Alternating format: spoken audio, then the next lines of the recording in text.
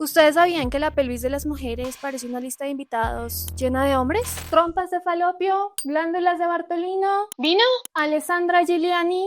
No, acá no se permite el ingreso de mujeres. Igualadas, hablemos hoy de cómo nuestra pelvis está llena de nombres de hombres. Una pista clarísima de cómo el saber médico se construyó mirando nuestros cuerpos como territorios disponibles para ser nombrados, explicados, clasificados y firmados. Una herencia de palabras que hoy seguimos usando para hablar de nuestros genitales y que cargan siglos de violencia, silencios y sesgos. Abramos un libro de anatomía. ¿Qué encontramos? Las trompas de falopio, dos conductos que conectan el ovario con el útero. Un nombre que no explica su función, pero que sí menciona Falopio. Importantísimo. ¿Quién es ese? Gabriel Falopio fue un médico italiano del siglo XVI que estudió algunas estructuras anatómicas y, como era costumbre en su época, terminó dejando su apellido en partes de cuerpo que no eran suyas. Algo similar ocurrió con las dos glándulas pequeñas ubicadas a los lados de la entrada de la vagina, encargadas de producir lubricación, las glándulas de Bartolino, llamadas así por Caspar Bartolin, un anatomista danés del siglo XVII que las describió. También con el pliegue del peritoneo de la pelvis. ¿Qué?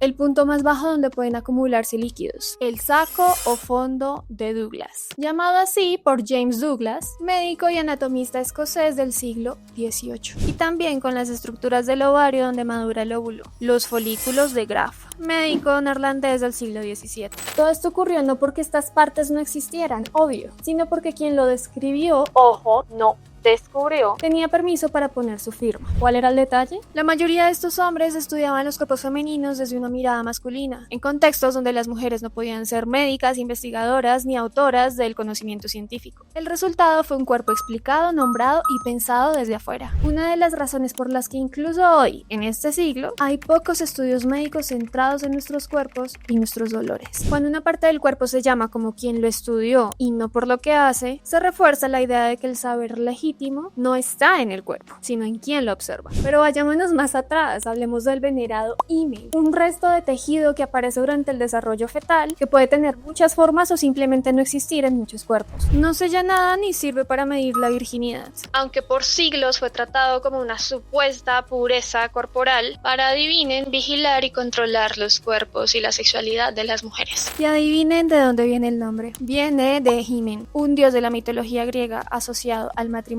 y a la noche de bodas. Lleva su nombre y con él toda la carga simbólica, la idea social del matrimonio, la pureza y la sexualidad controlada de las mujeres. Algo similar ocurrió con el término pudendum femininum, que después se simplificó a pudendum y se usó para nombrar el conjunto de los genitales externos. Viene de la palabra pudere, que significa avergonzarse. Y aunque en la antigua Roma se usaba para describir los genitales de hombres, mujeres y animales, con el tiempo la vergüenza se quedó exclusivamente pegada en el cuerpo femenino. Y de nuevo, el nombre no explicaba su función.